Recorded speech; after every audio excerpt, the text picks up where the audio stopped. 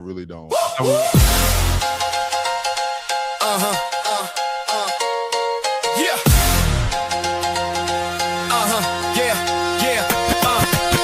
Put on a suit, step up to the plate.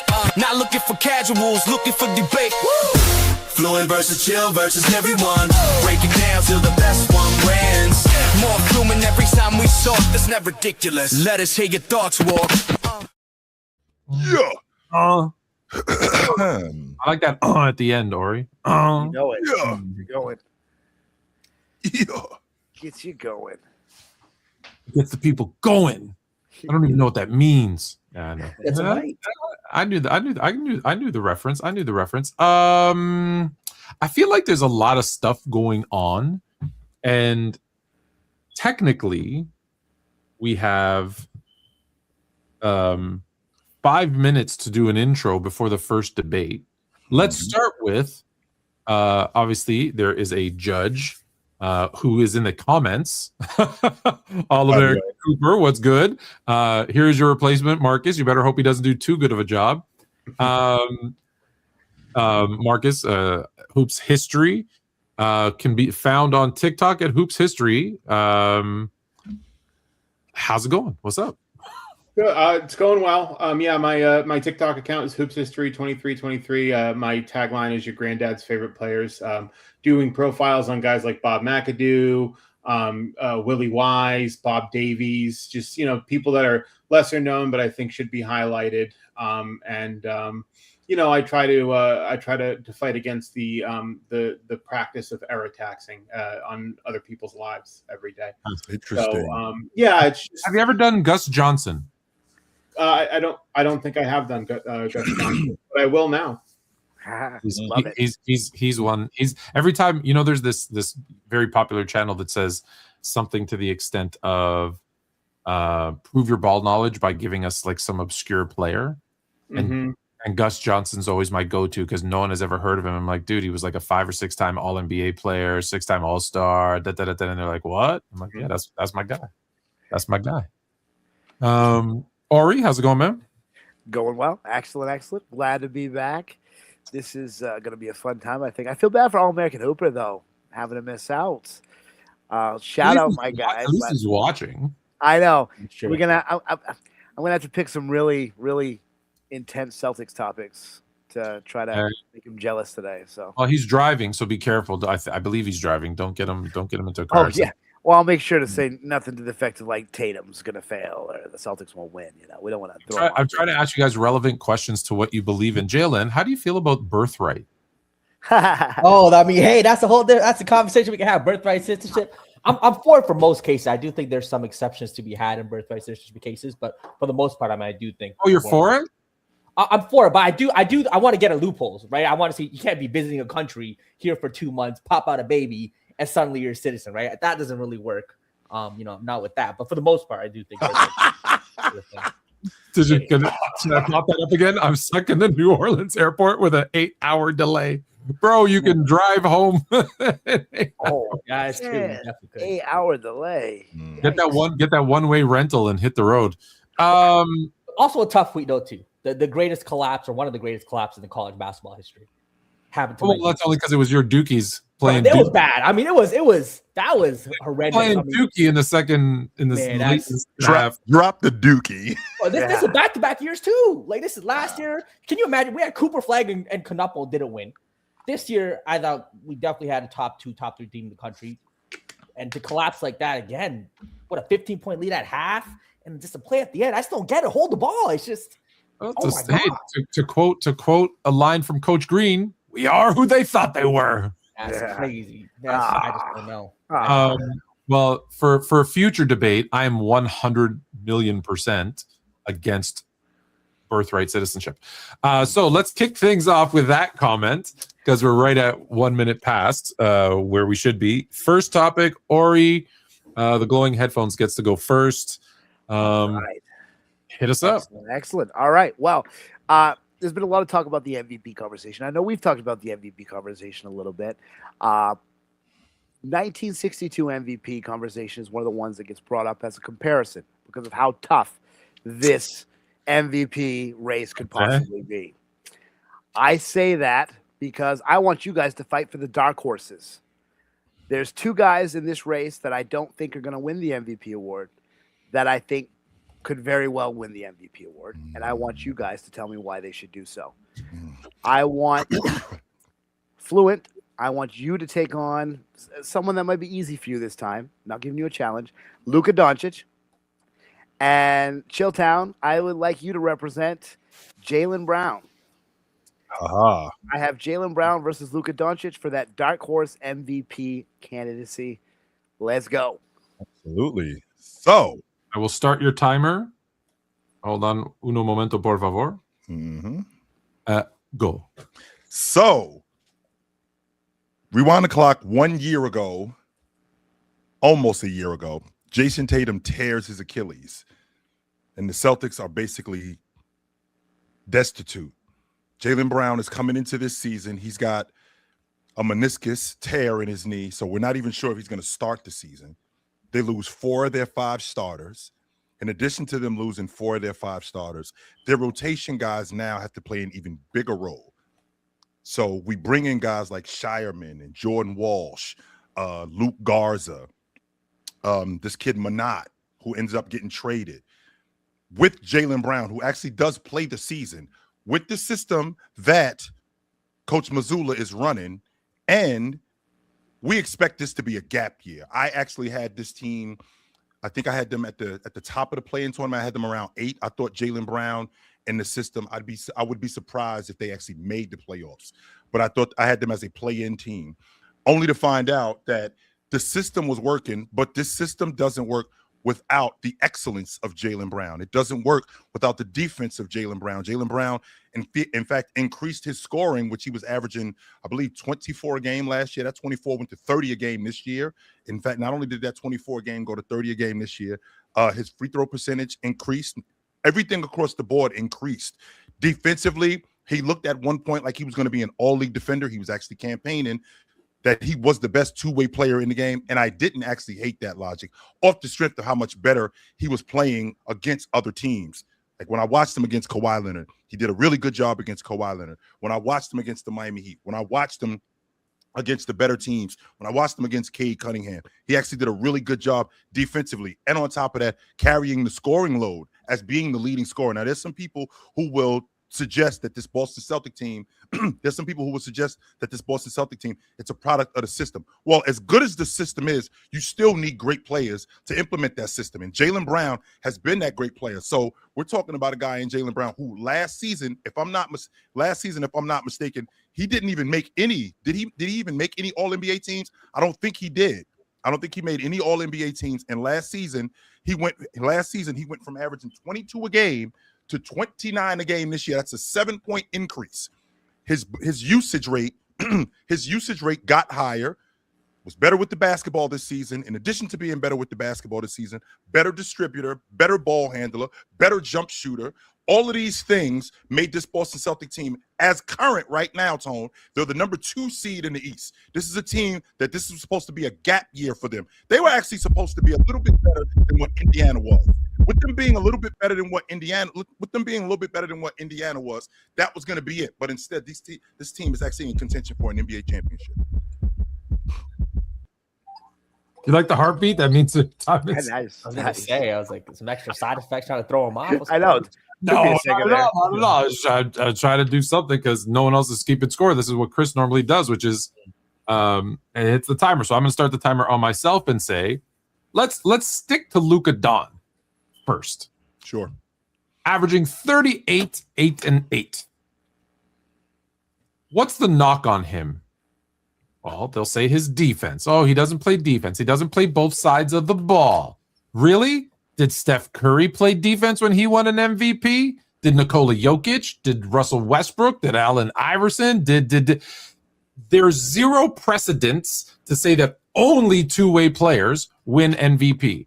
So you got a guy who's averaging 38, 8, and 8, who is the star on a team that includes the person that you think is the greatest player of all time, and he is still the clear-cut best player on that team.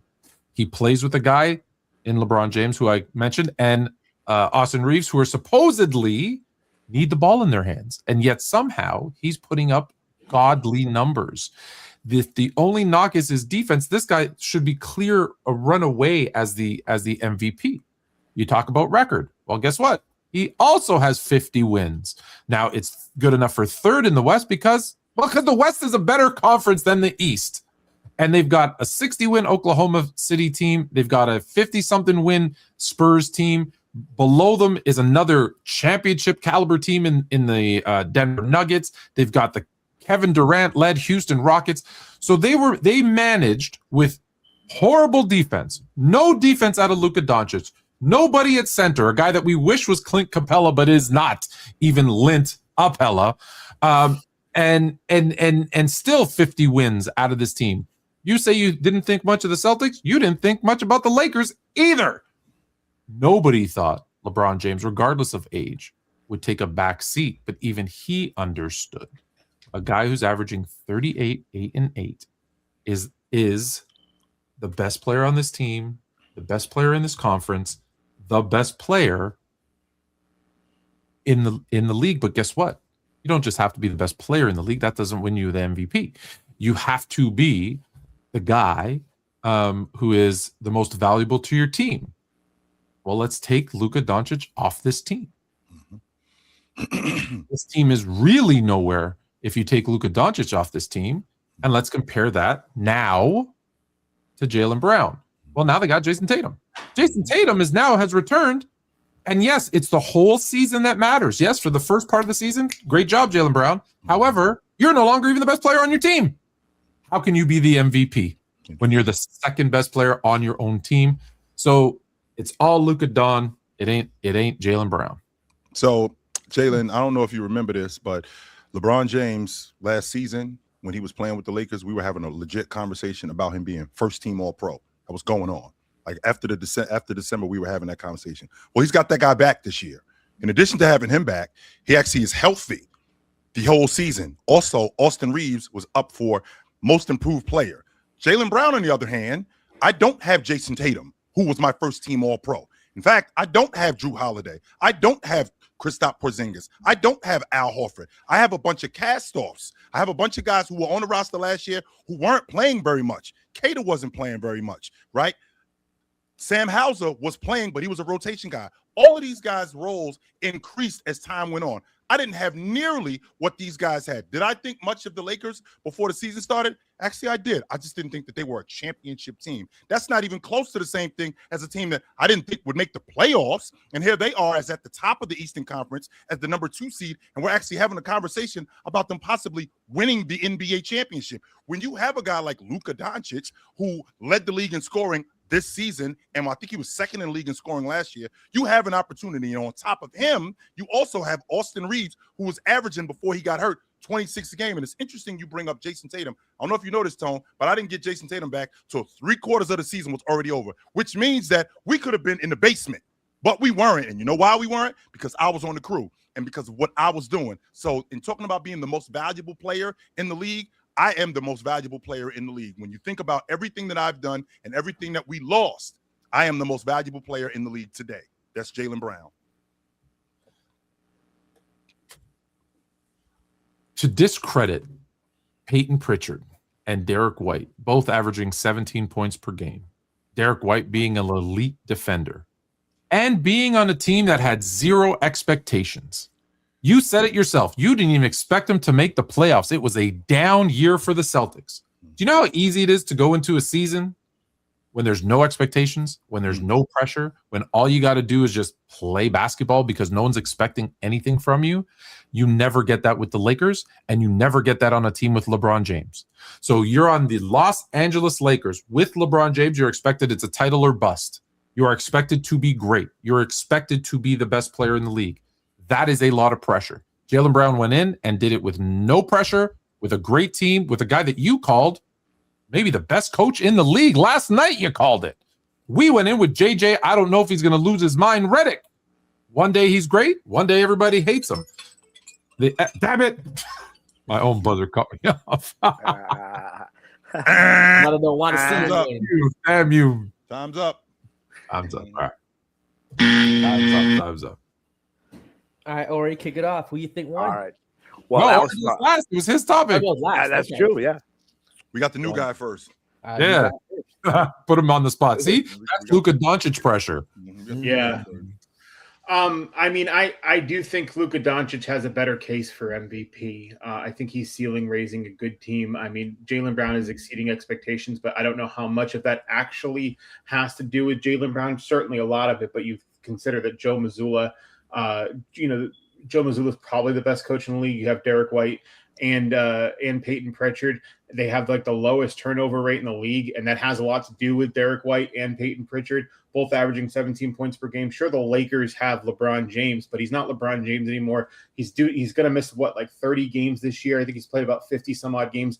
Austin Reeves played about 50 some odd games, and Luka Doncic, I think, without LeBron James, has led them to a winning record. Not to mention the Celtics, despite the fact that this was a gap year, had a much more active offseason than the Lakers. The Lakers just signed a bunch of, I think, a hodgepodge of bargain bin players and then didn't do anything at the trade deadline. So I do think Luka's the MVP. I do think Luka has a stronger MVP case. So I'm going to go with Fluent.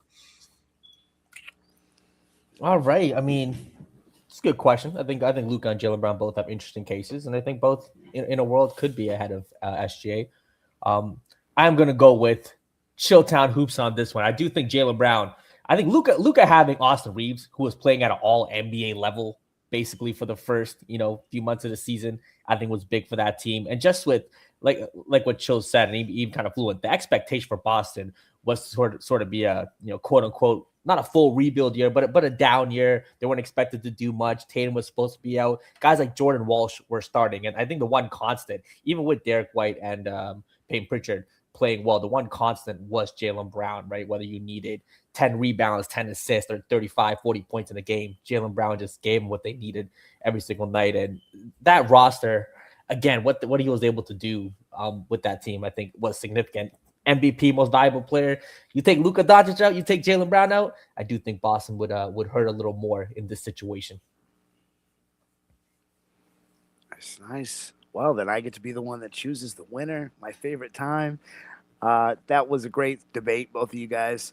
I have to go with my heart on this one, and I got to go with Chilltown. No, go with your head. You go with your heart. Both are probably the same in this one, right? No, You guys brought the heat. You guys brought the heat. With my heart, if your brain is saying the same thing. Right. So, yeah, I would give the slight edge to Chilltown in this one, though I think you both made very good cases. Luka Doncic is probably more likely to finish higher this season, but I do like the narrative built case that Chilltown did come up with. So, yeah. My question for Hoops History is, sure, you feel like Luka Doncic has a better case. My question is my argument versus Tone's argument, which one was better? Because it sounds like you put together your own argument for why Luka Doncic, why Luka Doncic is. Because he knew exactly what I was thinking. What I'm asking is my argument versus Tone's argument. Whose argument was better, more compelling? I think your argument was actually more compelling. There we go. That's a sweep. It's a sweep. He knew it. It's okay. He's new. He didn't know the question. He didn't know what he was supposed to do. Really about. Like you could disagree with them, but they make the better argument. They win the debate. So. It still works. Yeah, man. My grandmother told me Hoops when I was my grandmother told me when I was a kid. You swaying the judges. You swaying the judges. You could talk a woman's drawers off. You could talk them back on too. Hey, talk about it. You can smart absolutely lady. talk That's back smart on woman too. right there. So You have to be convincing when you're talking. So that's what I was trying to. I'm like, did I make a compelling enough argument? Because it sounded like he was making an argument for Luka. I'm like, wait a minute. I was gonna tag him in. He did a good job. For real. He knows what to do. And hey, based on that right there, Chilltown, we're gonna go to the next question. That's gonna take you guys back maybe to the days where you guys were talking to these ladies. We're going to take it back, do a little remix question here. It'll be good to see both your perspectives. Jay-Z just sold out a stadium, right? So Jay-Z, one of the greatest of all time, just sold out, I think, two nights in Yankee Stadium. Good for him. We're going to take it back to, he did. Yeah, he's going to do Reasonable Doubt. And, Reasonable Doubt one night and the second album the other night. That's good. That's his best album. Yeah, that's what I'm saying. Yeah. So we're going to take it back to that hip hop era. We're gonna do a little Tupac versus Biggie. We're gonna do a little Tupac versus Biggie, and we're gonna see who, and not necessarily a question of who's better, who had a greater impact on the culture of the time. Since you guys lived it more than us, great to see. We're gonna give a Fluent Tupac, and we're gonna give Chilltown Biggie. Who had the greater impact? Oh, you made a mistake giving Chilltown Biggie. I know he loves Biggie. Tone, you are. I went first the last time. So. Yeah. That's okay. I'm just sitting here with my thug life. Listen, when it comes to impact, it's about who influenced people more. So it's not about record sales. It's not about who had the best lyrics. It's not about any of that stuff. None of that stuff matters. You just push that aside. So when we look at musically, Pac did something that Biggie could never do. He put out completely different styles of music that affected people. He would make you want to stand up and fight 1 second. Then he'd make you cry and go hug your mama. Then he'd make you want to like raise Brenda's baby. I have a great story about that, by the way. After we finish this debate, I got to tell you something about that.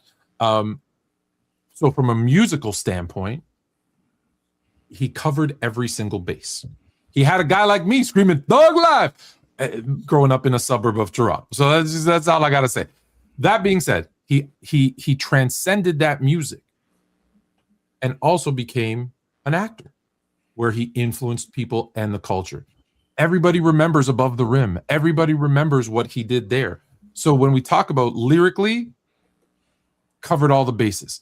Went from a Juilliard student, like he was in a drama school, right? Into this iconic rapper that we will forever remember. Sadly, he got taken away too early because he was like Digital Underground. The lead singer Digital Underground said it the best, I think. Hank Shockley. He was like Malcolm. He would talk to you in a cadence that just got you motivated and moved. So you put all of those things together. You know, Biggie was good. Biggie was great. Let me say this. Biggie was great as a rapper. Pac was influential and iconic as a human being. He moved and affected people both negatively and positively through not only his music, but the words that were coming out, the way that he said it, what he said in interviews, his acting, etc. He covered so many more bases than Biggie did. So, Jalen, East Coast was royalty in the 80s, even in the beginning of the 90s. East Coast was straight royalty. If you wanted to be a rapper, if you was a rapper, the East Coast was royalty. Even though it was some dope rappers on the West Coast, it was royalty. But then we move into the early 90s, and Dr. Dre and Snoop Dogg and Death Row, they got the West Coast. The West Coast got the rap game on smash. There's some dope rappers on the East, but the West Coast got the game on smash. Nobody cared about Redman. Nobody cared about KRS-One. Nobody cared about DOS effects like that. Because why? Because Snoop and Dre had the West Coast and had the rap game on smash. Enter Biggie Smalls. You enter Biggie, and Biggie brings the East Coast back. Biggie makes it cool not only to be a big dude and be fly. Remember the famous line, Tone, heartthrob never, black and ugly as ever. However, I stayed coochie down to the socks. Why? So now you got big guys wanting to be fly. Before they couldn't do that. And when you're talking about culturally and in terms of an impact, when you bringing a whole coast back from destitute like Biggie did, because the West Coast was on smash, because not only is Death Row got this on smash, Pac actually gets on the Death Row group. So now that's KD getting on the Warriors. That's KD getting on the Warriors. So in fact, Biggie is basically carrying the East Coast. And he's carrying the East Coast, not just with his lyrics. He's carrying the East Coast with his style, with his flow, how influential he is. Now it's cool to be from the East Coast again. Now it's cool to rap like East Coast dudes do. Now it's good to be from that area, because it wasn't before, because everybody knew that the game was on smash from the West Coast. The East Coast was brought back by Biggie, the king of New York. Nobody was paying attention to L. Nobody was paying attention to DOS effects like that. Nobody was paying attention to Redman like that. But when Big showed up with Ready to Die, and then when Big showed up with not just Ready to Die, but Life After Death before he was tragically killed, the East Coast was back in effect, and it was back in effect because of Biggie. You want to talk about impact in the rap game, and actually having an entire coast with you and having an entire rap genre with you. Even people from the West Coast was digging Biggie. And if you was from the West Coast and you say you wasn't, you lying. That's why I effed your bitch, you fat bastard. Battle rap that ended all battle raps. You talked about the style. Well, where'd he get that style? Where'd he get those Gucci loafers? He saw Pac do it. So again, I don't want to make it about rap because the argument can be made that Biggie was the better pure rapper, but we're not talking about who's the better pure rapper. Pac was the bigger overall impact. He spoke about important things. He didn't just do party raps. He didn't just do one album when he was alive. That was your time or not mine. He had a full catalog of albums, hundreds of songs. He was an actor, a rapper, a poet. He fought racism, the struggle, poverty. He did more and had more impact on the culture because that was the question, including his acting, his activism. His mother, who was a Black Panther, brought those things to light. So when the East Coast had to steal from his style, because you're right, Death Row knocked them right off the map. Biggie was sitting playing with Baby Oil and Diddy at Diddy parties. Pac was fighting the struggle, and that's why his impact was greater. Biggie actually made a song about why he didn't want to live anymore. How this is how impactful he is. He made a song about that, and then came back and started to rap about why he wasn't that anymore, which was now motivation for other people to be more than that. Now, sky's the limit. Have what you want, be what you want. Not only that, Biggie also, to your point about Tupac, Biggie would have you laughing, Biggie would have you crying, Biggie would have you inspired, but also Biggie wrote a song about selling crack. And he didn't just make a record about selling crack. He made a record about the rules of doing it. If you sell crack, this is how you do it. But he also made a record about if you want to be anything in this world, you can be it, and this is why you can be it. And he did that for an entire genre. I can't say enough about how important he was to the culture of the East Coast. I like it. All right, Ori, what are you thinking? Wow, man, that was, first and foremost, did not see this coming from a mile away. Yeah, me neither. I was So yeah, shout out Jalen for the great topic. This was awesome. But at the end of the day, I'm gonna sound like a broken record today because this is my second time going Chilltown. Chilltown convinced me. You know, it was the way that he said those Biggie lyrics, man. The way that he put those out, just so easily. You know, I have to lean him just because I think it was an uphill battle as well.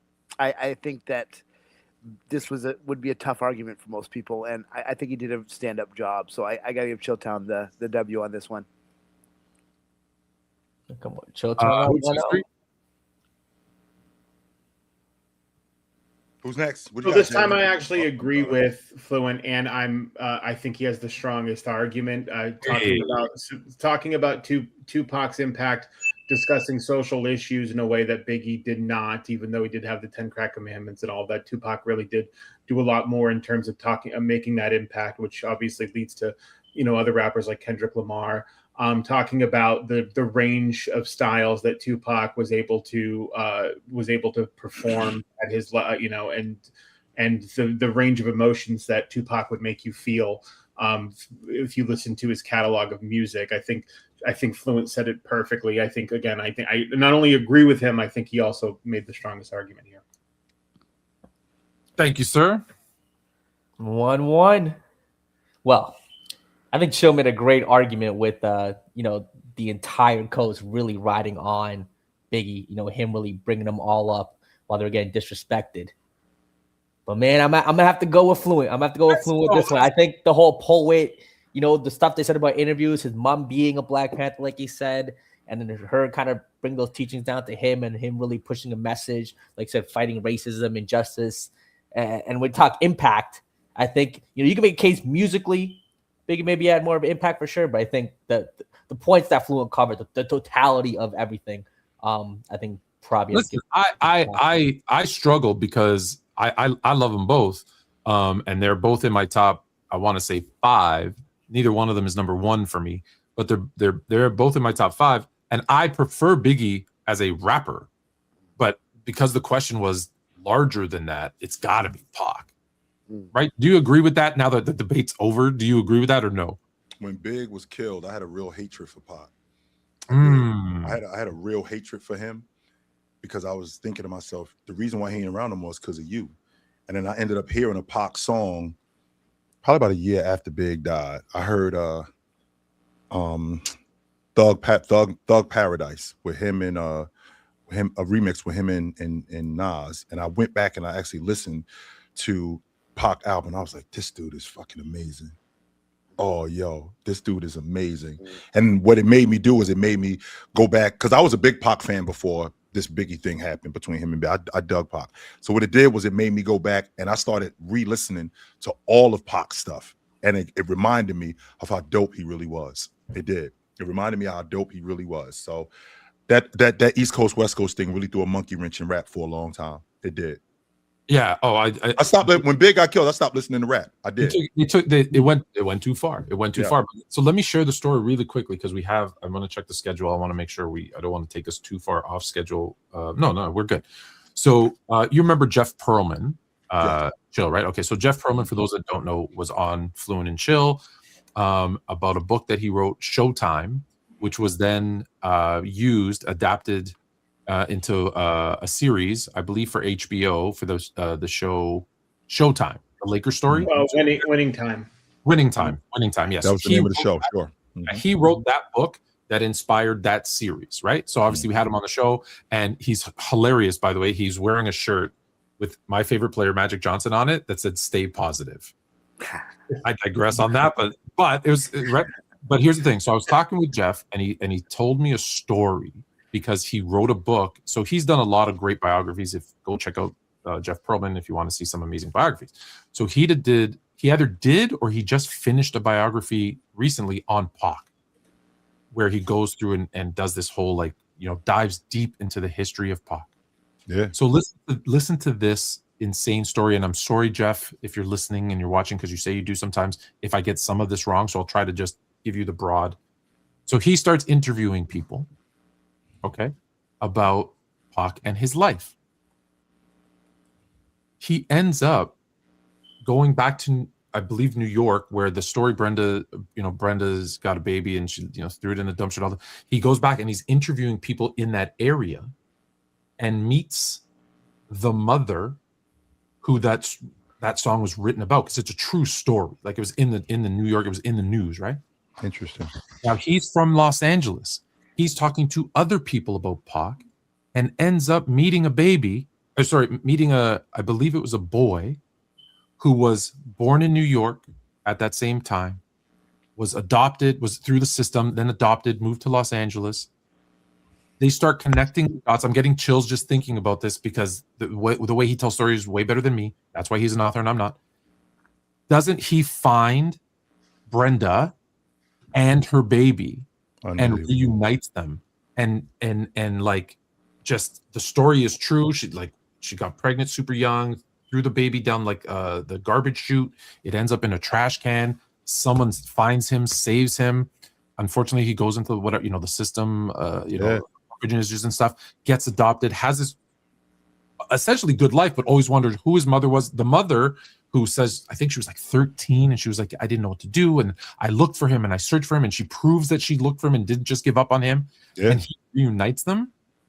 Dude, as he's telling the story, you're like, it's crazy. So if you What's the odds of that happening? What are the odds of that happening? Yeah, that is so wild. Almost zero. He works in mysterious ways, my friend. Wow. So because of this, I wouldn't have even thought of it, but because you said that topic, and I was like, gee, I hadn't thought about this story in a while. But anyways,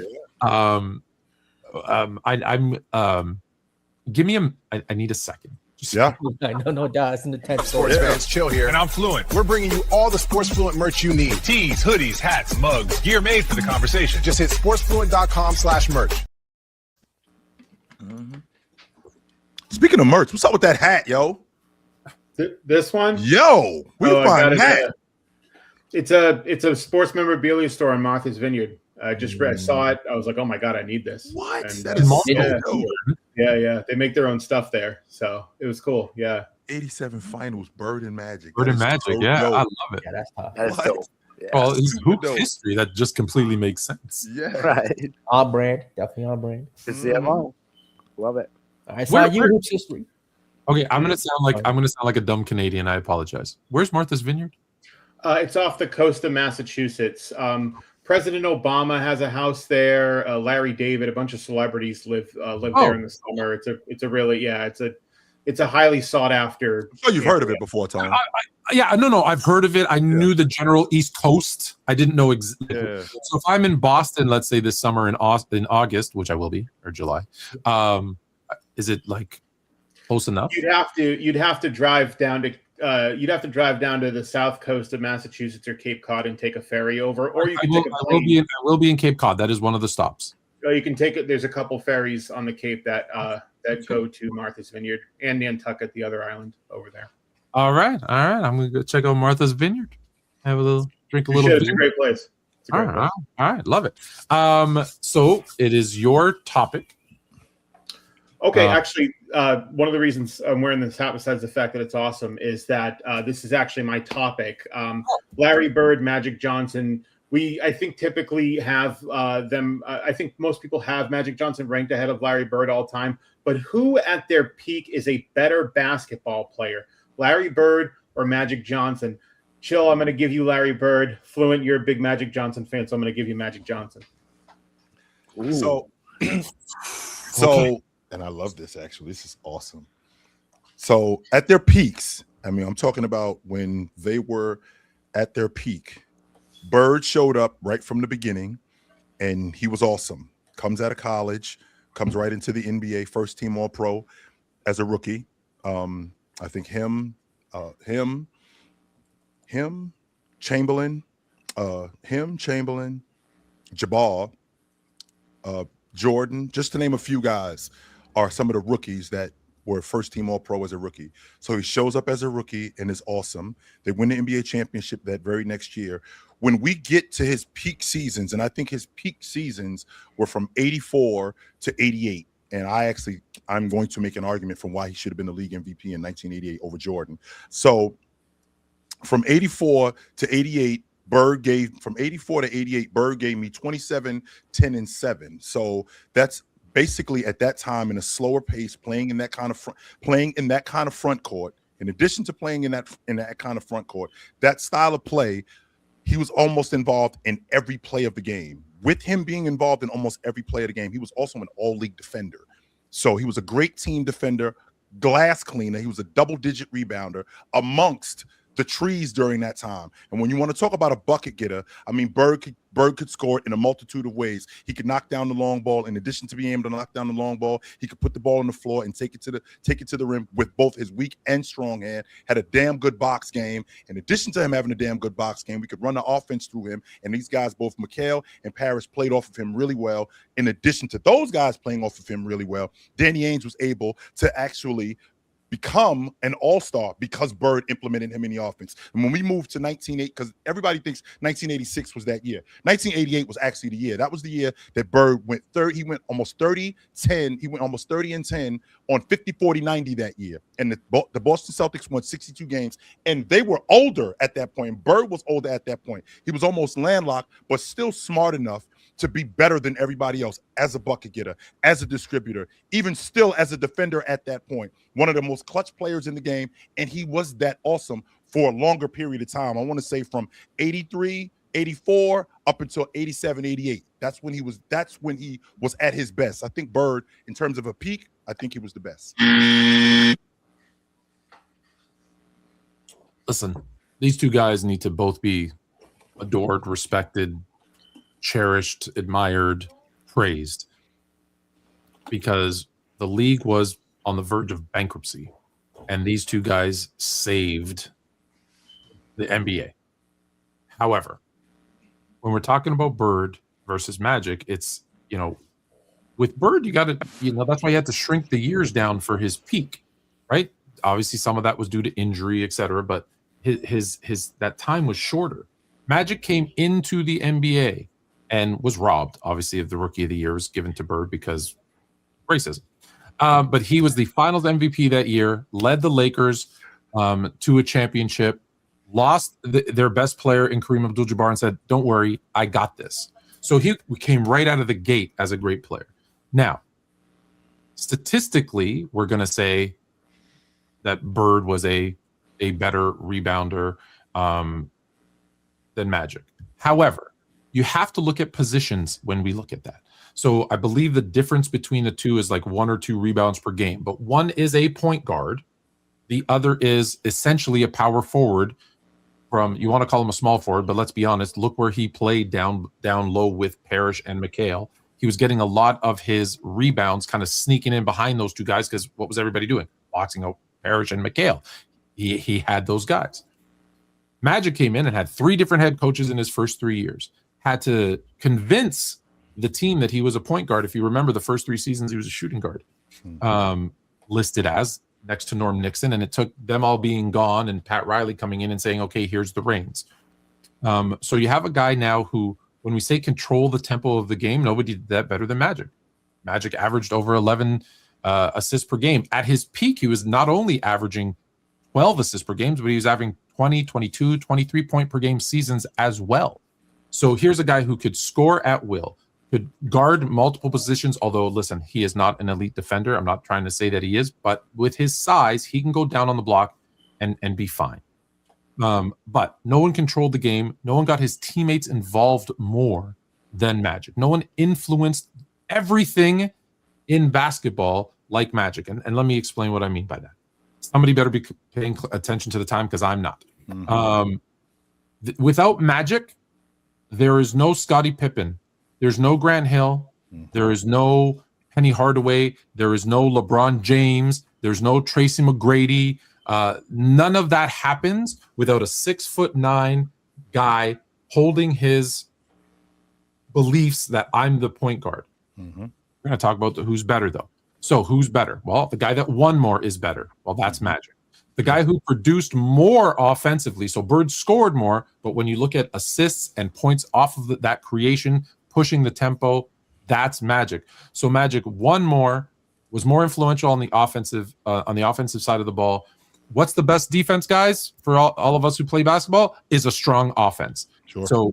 So a point guard being even close in rebounds and being close in points while distributing 4 or 5 more assists per game, he's clearly the better overall player because that's what we're looking at. And his peak, since we're comparing peaks, was longer and more influential because he won more, I think.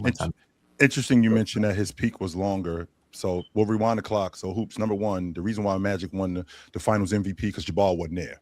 So they had to give it to somebody. So that's why he won it. Not because he earned that. Not because he was the best player in the championship series. Jabbar wasn't there. If Jabbar was there, he would have got the Finals MVP. That's number one. Number two, from 84 to 88, Larry Bird won the league MVP 3 times because that's what we're talking about here. We're talking about peaks. Larry Bird won the league MVP 3 times. And in those 3 years, they won the NBA championship twice. And in them winning the NBA championship twice, he did outplay Magic in 2 of those championships. He outplayed him in 84. That's the year of Tragic Johnson, and he outplayed him in 85. The reason why they ended up winning that NBA championship series was because of an old guy named Jabbar. That's why they ended up winning that championship series. It wasn't because of Magic, who did get better. I'm not going to argue that point, but it was because of an old guy named Jabbar. Absolutely. And then in 1988, which I think was his best season, which I can't bring up enough. This is when the game is actually changing because we got high flyers in the game like Dominique Wilkins, Michael Jordan, guys like that are now in the game and playing above the rim. Bird is still excelling during that point. He's still cleaning glass with the best of them, still shooting the 3 ball, still not just shooting the 3 ball, but still scoring the basketball at a high rate at 6'9", 6'10", at the 3 spot. I don't play the 4. Kevin McHale plays the 4. I play the 3 spot. I am the facilitator. I am the distributor. I am the playmaker. With all of this being said, I think that Magic eventually became better. But when we're talking about peak, that 4-year peak, I was better than you were me. You know, you talk about a 4-year peak. I'm going to talk about a 9-year peak. Magic Johnson finished top 3 in MVP voting 9 straight seasons. top 3, 9 straight seasons. I'll say it again. His 3 MVPs, yeah, they came in 4 years. You know what he did in between? He won MVP, MVP third, MVP second to one of those high flyers, Michael Jordan. So there's a 9-year stretch of peak where he is top 3 in MVP voting, top 3 player in the NBA, and a winning player. Tragic Magic, hey, what you do after you fail is as important as what you do before, during. Okay, so he did come back from Tragic Magic, and let's definitely not go into playoff performances because Bird, sorry, Ori, Bird had multiple collapses in the playoffs, multiple collapses in the finals that cost the Celtics series. Yes, Magic had one. Never happened during his peak years, though. Not once did it happen during his peak years. Oh, because his peak was so short. Yeah, Ooh. Yikes. that's what this was about. Peak years. And it's interesting Tone mentioned that Don't sway them now. Don't sway All right, Ori, who you got, Ori? He's gonna try. He's gonna try. I was gonna let him try that. Ori. Nah. All right. So excellent work, guys. For this one, I don't know what it is been about today, but here we go again. we're on the same page, Chilltown. You and I today. That was the thing that swayed me was I understand we're talking about peak. You wanted to extend that peak out to 9 years, but 4 years is a peak. And I think that Larry Bird arguably You can't go 9. You have a 4-year peak. Absolutely. But when I think Larry Bird is arguably the best 4-year peak of all time if you compare it to other people with 4 years. Just 4 years, he's right in that conversation. So I think that was a good argument, and I'll lead Chilltown for this one. Yep. Well, that was a good one. But when it comes to peak, I do think Chilltown focused on peak a little more than Fluent. I think Fluent stretched it to a 9-year peak because to kind of make the argument, which I thought was a clever argument for sure. But the 3 MVPs, the overall game of Bird, how Chill presented that, really having no weaknesses in the offensive end and him even still playing defense. And like I said, Tragic Johnson during the peak, while I think Larry Bird's failures, weren't in that stretch. I'm gonna give it to Chilltown. It's tough. For me, your vote is worth 2, just so you know. This is a very good debate. I do think Fluent made a very good argument about how basically, but it was more about why we rank Magic Johnson all time, the better career, the impact, right? Who came after, all of that. But in terms of who was the better basketball player at their peak, I think Chilltown talking about how Larry Bird impacted the game during that 4-year stretch, the accolades he won, the titles he won, the 4 straight finals, the finals performances. I think Chilltown did a better job conveying how he believed Larry Bird was a better basketball player at his peak. But I think again, Fluent did a good job about talking about his Magic's overall career being a lot better. So I'm going to go with Chilltown on this because I think he had a better answer to the question. Magic ended up passing Bird. 100%. I definitely think he ended up passing Bird, but during that time, because Tone brought up the point about the 9-year peak where I had the better peak. Not 9-year peak, but he brought up that 9-year stretch where Magic finished top 3. And again, that's where we stopped at because I could easily refute that because Bird finished 7 years, 1 or 2 in MVP votes. So not 9. Yeah. He won it for 7 years. He didn't finish lower than 2 for 7 straight years. I was either 1 or 2. You know why? Racism. No, it wasn't. And the crazy thing, I remember Cedric Maxwell said this, that guys would ask him, yo, he's not that good. Oh, you about to find out. You're about to find out right now. You don't know? You're about to find out right now. Uh-huh. It is weird though. A lot of people growing up always had Magic over Bird, but the more I watched him play, the more I watched him play, I just think Bird is like a noticeably better basketball player. Like I don't even think it's really a debate. I think Bird to me is like there's a gap between Magic and Bird in terms of like basketball ability. Like what Bird does on the court is up there. Like Bird's basketball ability is closer to like LeBron, Jordan-esque type guys in terms of what he can do on the court than it is, I think, to Magic. Tony, my heart of hearts. Magic is a very different player. You say that, I guess different. Yeah, maybe it's that.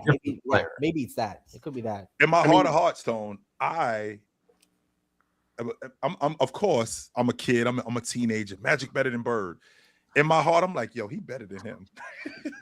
He is not better than Bird. Like I said, it's hard because I agree. I think Bird had a better peak. Mm-hmm. But I think if I look at their careers, this is why I have Magic over Bird, is I think he had a better career. Like you said, he passed him now. He did pass him. Some of that has to do with Bird being cheap, right? He's a cheap, stingy, frugal dummy who went and shoveled his mama's gravel or whatever the hell he was doing and blew at his back when he should have hired someone.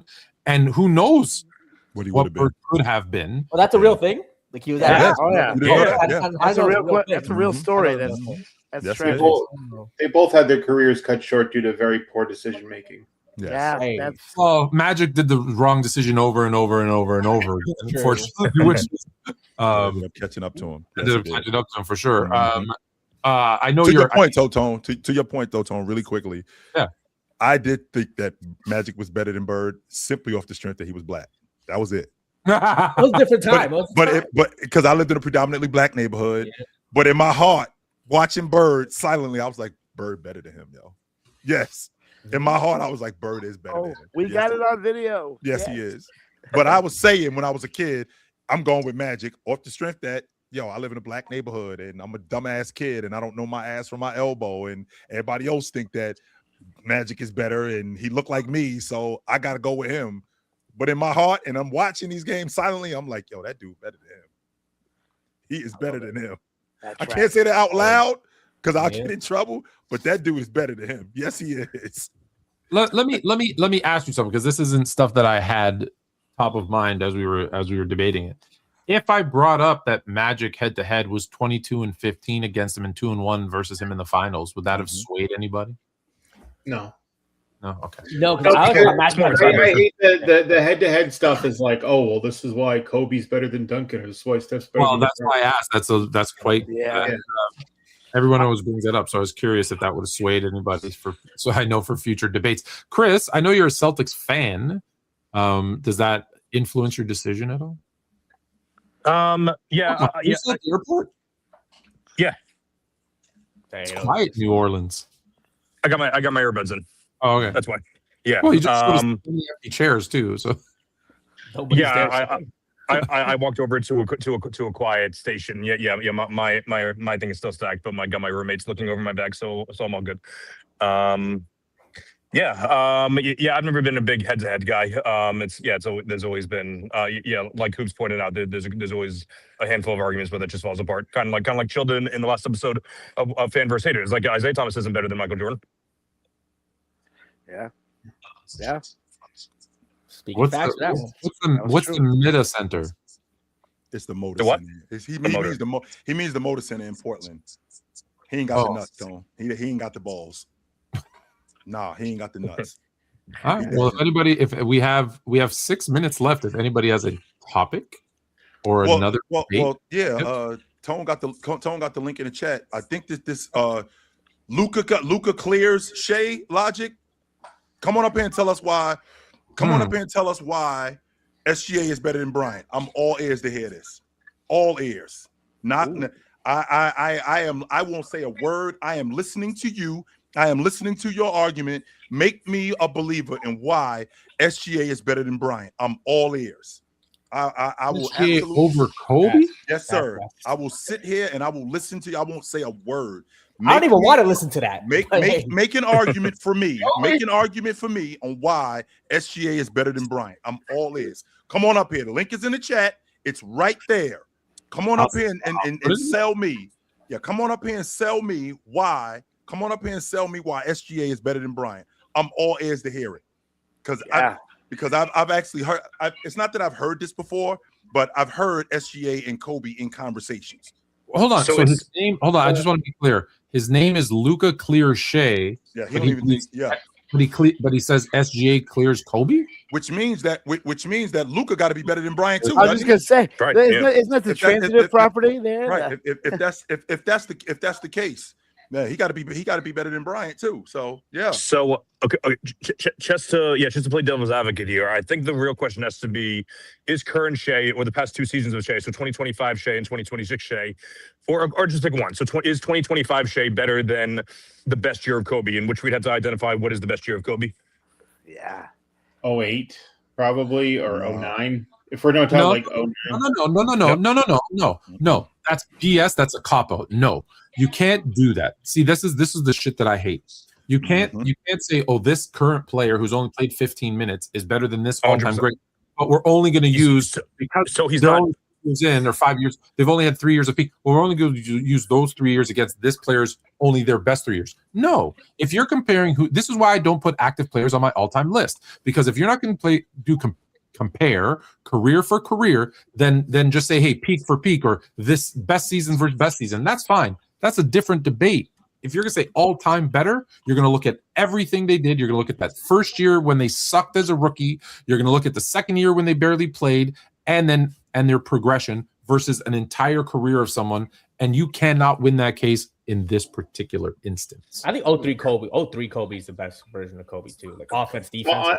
If we said that, but Just if we said completely better- ignored what I just said.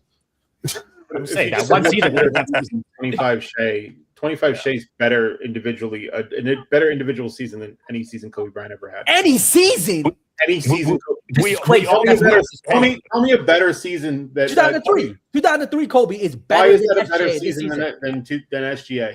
I think I'd like to hear that argument too. Hold Yeah. on. He's just a better basketball player all around. There is Based on nothing what? except hold on. There's nothing maybe except 3-point shooting that is better than that Kobe. He's not a better mid-range. He's not a better What do you mid-range mean? shooter. You're gonna hold on. You're He's gonna not a look better at mid-range shooter. He's not a better mid-range shooter than Kobe, because if you look at the defense Yes, he now played in is. 2003, Yes, he if you is. look at if you look at Bruce Bowen, hold on. If you look at Bruce Bowen sticking his leg under Kobe after in every mid-range jump shot versus today, where come on, there's so much space, it's very different. So yes, you're going to use field goal percent, you're going to use a relative to error, all that stuff. When you watch the games, when you watch Kobe Bryant how we operated that offense versus when you watch SGA operating that offense, 2 different levels. We're not going to talk about defense. 2003 Kobe was the best version of Kobe defensively too. He was locking up everybody. I think 2000 was defense is better. clear. I think he's a better defender, but SGA still I think is a better offensive player.